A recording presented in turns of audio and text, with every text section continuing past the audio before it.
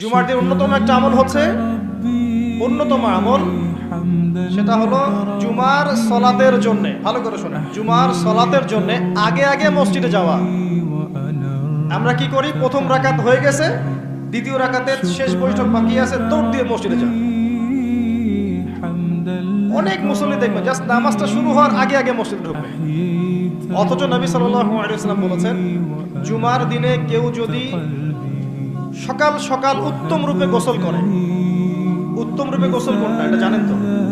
আমরা ফরজ গোসল যেমন করে করি, এটা সর্বোত্তম গোসল। উত্তম রূপে গোসল করেছে, সবচেয়ে সেরা জামাটা পরেছে, সবচেয়ে সেরা উত্তম পোশাকটা। আমরা মসজিদে যাওয়ার সময় সবচেয়ে খারাপ পোশাকটা পরি।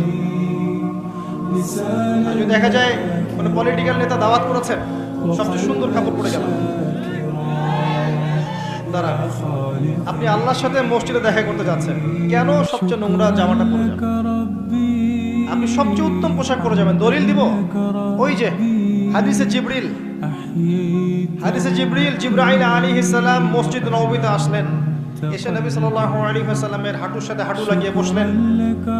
ওই হাদিসের মধ্যেই আছে দেখবেন, রাজুলুন শাদীদুল বায়াদুস সিয়াব, একদম উত্তম ধবধবা কাপড় পরে সে মসজিদে এসেছে, প্রমাণ। তো জুমার দিনে যদি আপনি সবচেয়ে সেরা সুন্দর পোশাকটা পরেন, আগে উত্তম রূপে গোসল করেন, আতর খুশবু ব্যবহার করেন, ব্যবহার করে আপনি খুতবা শুরু হওয়ার আগেই, খুতবা মানে বয়ান, এটা শুরু হওয়ার আগেই আপনি পায়ে হেঁটে মসজিদে আসেন, ইমাম সাহেবের কাছাকাছি বসেন এবং মনোযোগের সাথে তার খুতবা শোনেন, কাউকে কষ্ট না দেন, এমনকি কারোর সাথে এতটুকু না বলেন যে চুপ করো, কেউ পাশে কথা বলছে আপনি এতটুকু বলবেন না, চুপ করো।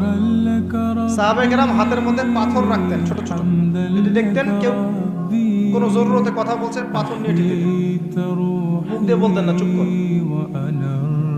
এই কাজ যদি কেউ করে এবং ইমামের সাথে নামাজ শেষ করে, নবী সাল্লাল্লাহু আলাইহি ওয়াসাল্লাম বলছেন, প্রত্যেক পদক্ষেপে 1 বছরের রোজা, 1 বছরের নফল নামাজের নেকি পাবে।